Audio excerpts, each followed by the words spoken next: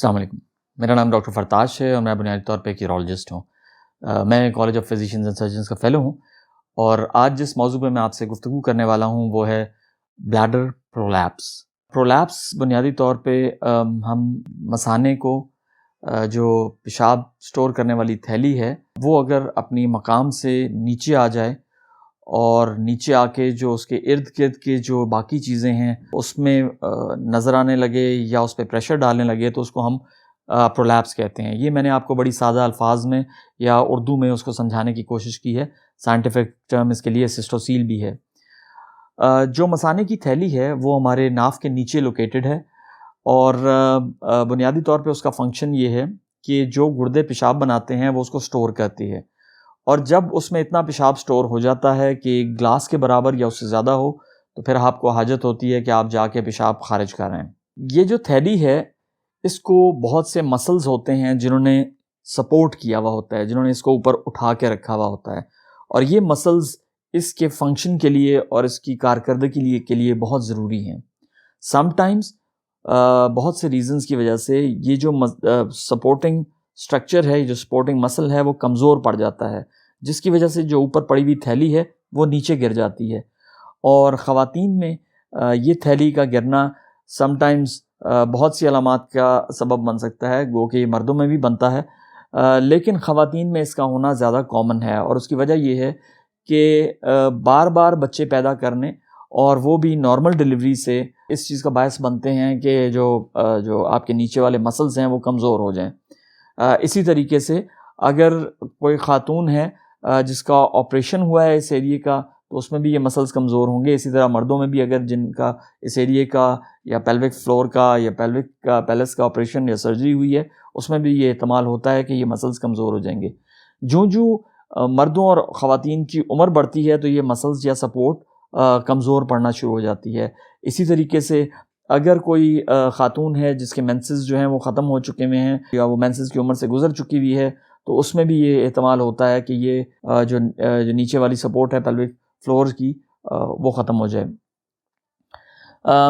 بہت سی ایسی کنڈیشنز ہیں جس میں مریض کو مسلسل زور لگانا پڑے تو اس میں بھی احتمال ہوتا ہے کہ نیچے والی سپورٹ ختم ہو جائے۔ فار ایگزامپل اگر ایک مریض ہے اس کو مسلسل کھانسی آ رہی ہے اور مہینوں سے آ رہی ہے تو یہ پاسبلٹی ہے کہ اس کا جو پیلوک فلور ہے اس کو وہ گیو وے کر جائے۔ اسی طریقے سے اگر آپ کو قبض رہتی ہے اور مدتوں سے رہ رہی ہے تو اس میں بھی یہ ہوتا ہے۔ اب اگلا سوال یہ ہے کہ ڈاکٹر صاحب اس کا سپورٹ کا ختم ہونے سے کیا ہوتا ہے؟ بہت سی چیزیں ہوتی ہیں۔ فار انسٹنس آپ کو بار بار انفیکشن ہو سکتا ہے، فار انسٹنس آپ کا پیشاب خود بخود خارج ہو سکتا ہے، خاص طور پہ اگر آپ کھانسی کریں یا کوئی وزن اٹھائیں۔ اسی طریقے سے آپ کو یہ محسوس ہونا کہ پیشاب ابھی پوری طرح خارج نہیں ہوا۔ اس کے علاوہ خواتین میں اگر یہ مثانہ جو ہے وہ آپ کے بچے دانی سے باہر کا جو رستہ جس کو ہم وجائنا کہتے ہیں اس کے اندر پروٹیوٹ کرے یا اس پہ پریشر ڈالے تو آپ کو مسلسل یہ چیز محسوس ہوتی ہے کہ کوئی چیز نیچے کے حصے میں پریشر دیے ہوئے ہے۔ اس کے علاوہ جب آپ اپنے شوہر کے ساتھ مباشرت کریں گی تو اس میں بھی آپ کو تکلیف ہوگی۔ سم ٹائمز یہ اتنا باہر آ جاتا ہے کہ اس میں بلیڈنگ ہونا شروع ہو جاتی ہے اور اس میں بہت سے انفیکشن ہو سکتا ہے اسی ایریے کی وجائنا کی۔ تو بنیادی طور پہ ان مسلز کا اسٹرانگ ہونا ضروری ہے نارمل فنکشن کے لیے، but some times even though کہ یہ مسلز کمزور ہوتے ہیں مریض کو علامت کوئی نہیں ہوتی، اور ایسی صورت میں ہم مریض کو صرف یہ بتا دیتے ہیں کہ آگے چل کے آپ کو یہ ہو سکتا ہے اور یہ چیزیں ہیں جو آپ کو احتیاطی تدابیر کرنی ہیں تاکہ آپ کو آئندہ چل کے ان کی ویکنس کو کور کیا جا سکے۔ جب ایک مریضہ یا مریض ہمارے پاس آتا ہے تو بالعموم ہم اس کو ایویلیویٹ کرتے ہیں، اور اس کی ایویلیویشن یا اس کو چیک کرنے میں یا یہ پتہ کرنے میں کہ اس کی پیلوک فلور جو مسلز ہیں وہ ویک ہوئے ہیں تو اس کے نتیجے میں ان کا مثانے پہ اور دیگر جو سٹرکچرز ہیں اس پہ کیا اثر پڑ رہا ہے، ہمیں الٹرا ساؤنڈ کرانا پڑتا ہے، سم ٹائمز ہمیں ایکس رے کرانے پڑتے ہیں، obviously اس سے پہلے ہمیں پوری ہسٹری لینی پڑتی ہے اور آپ کا چیک اپ کرنا پڑتا ہے۔ اس کے علاوہ ہمیں آپ کو سم ٹائمز MRI یا CT بھی کروا سکتے ہیں ہم، تاکہ یہ دیکھیں کہ آپ کس سطح پہ ہیں۔ اس کے علاوہ بہت سی ڈائز ہیں جس کو ہم ڈال کے دیکھ سکتے ہیں کہ آپ کے مثانے اور آپ کے جو گردے ہیں ان میں ربط کیسا ہے۔ بہت سی ٹیسٹوں کے بعد ہم کنکلوڈ کرتے ہیں کہ اب ہم نے علاج کی طرف کیسے جانا ہے، یاد رکھیں اگر آپ کو علامت کوئی نہیں ہے تو پھر ہمیں عام طور پہ ہم مریض کو صرف یہ بتا دیتے ہیں کہ آپ نے یہ ایکسرسائزز کرنی ہیں، اور بہت سی دفعہ مریض ایکسرسائزز سے بہت بہتر ہو جاتا ہے۔ اس کے علاوہ فزیوتھراپسٹ کے پاس بھی بہت سی ایسی مشینیں ہیں جس سے وہ آپ کے نیچے والے پیلوک فلور کو بہتر کر سکتے ہیں، مضبوط کر سکتے ہیں۔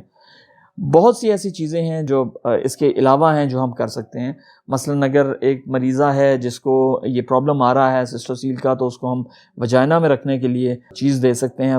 پیزریز رکھ سکتے ہیں جو اس کے بلیڈر کو ایلیویٹ کرے۔ اس کے علاوہ اگر مریض کو دوائیوں سے اور ایکسرسائز سے آرام نہ آئے تو ہم اس کے آپریٹو سرجری پہ جا سکتے ہیں، جن میں بہت سی چیزیں ہیں، اوپن سرجری بھی ہے، لیپروسکوپک بھی ہے، اور سم ٹائمز اینڈوسکوپک سرجریز بھی ہیں۔ آپ کا بہت بہت شکریہ۔